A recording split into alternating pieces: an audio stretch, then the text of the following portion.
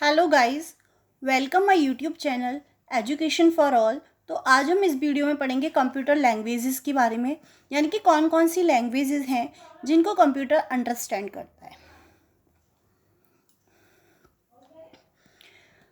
There are 5 languages which can understand by the computer. First generation computer, second generation, third, fourth and fifth generation of computers.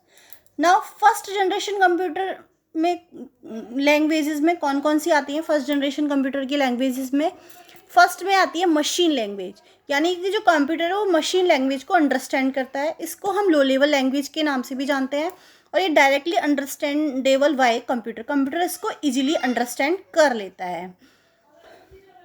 इसके बाद जो first generation computer है उसमें instructions जो होते हैं वो बाइनरी नंबर 0 और 1 की फॉर्म में होते हैं, यानी कि जो मशीन लैंग्वेज वाले जो कंप्यूटर है, फर्स्ट जनरेशन कंप्यूटर है, वो 0 से लेके 1 तक को ही अंडरस्टैंड करते हैं।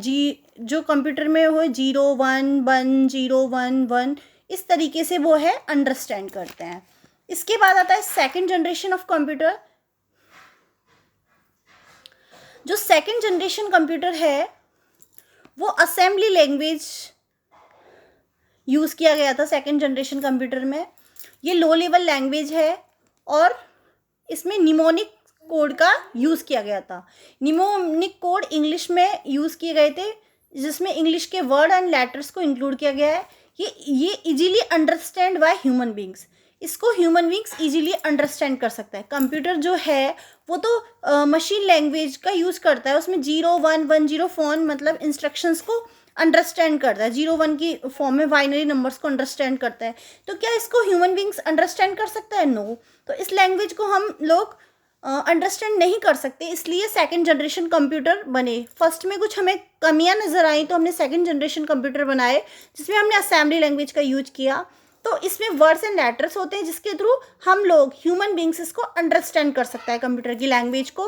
इसके बाद आए third generation of computer, and third generation of computer को हम बोलते हैं high level language, HLL, high level language program बोलते हैं। इसके जो एग्जाम्पल हैं जैसे फॉर्ट्रेन, कोबोल, बेसिक, C++, जावा, पास्कल, ये सारे थर्ड जनरेशन के कंप्यूटर्स हैं जो कि यूज़ किए गए थे। इनका यूज़ जो है वो इंग्लिश वर्ड्स और के अलावा इसमें तो इंग्लिश वर्ड्स और लेटर्स के लिए यूज़ किया था। ये English word plus mathematical operators यानी मैथमेटिकल कोई हमें कैलकुलेशन करनी है उसके लिए भी थर्ड जनरेशन कंप्यूटर का यूज़ किया गया था। इसके बाद आता है fourth generation of computer. Fourth generation of computer को हम मॉडर्न हाई लेवल लैंग्वेज के नाम से जानते हैं। इसके एग्जाम्पल्स हैं फोर्थ जनरेशन ऑफ कंप्यूटर के, जैसे SQL, focus, PostScript, web, Python, Ruby, Perl. इसके बाद हमारा आता है fifth generation of computer. Fifth generation of computer को advanced high level language, advanced HLL means high level language के नाम से जानते हैं।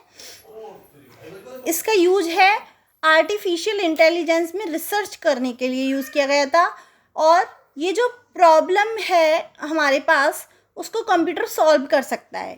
कोई भी प्रॉब्लम है उसको सॉल्व कंप्यूटर खुद से करता है कि बिना किसी ह्यूमन बींग्स की। हमें और सभी जो लैंग्वेज के कंप्यूटर्स थे उनमें तो ह्यूमन बींग्स की हेल्प के थ्रू ही प्रॉब्लम सॉर्ट आउट होती थी, लेकिन इसमें क्या है, आर्टिफिशियल इंटेलिजेंस रिसर्च में इसमें प्रॉब्लम को कंप्यूटर खुद ही सॉर्ट आउट कर लेता है। इसके बाद आता है एज ह्यूमन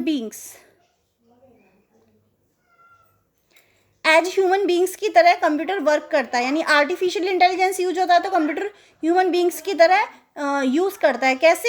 ह्यूमन बींग्स का क्या काम होता है? बिहेव, थिंक एंड रिएक्ट, सोच सकता है, रिएक्ट कर सकता है। वैसे ही जो आज के टाइम के जो मतलब एडवांस्ड हाई लेवल लैंग्वेज वाले कंप्यूटर्स हैं वो ये काम कर सकते हैं।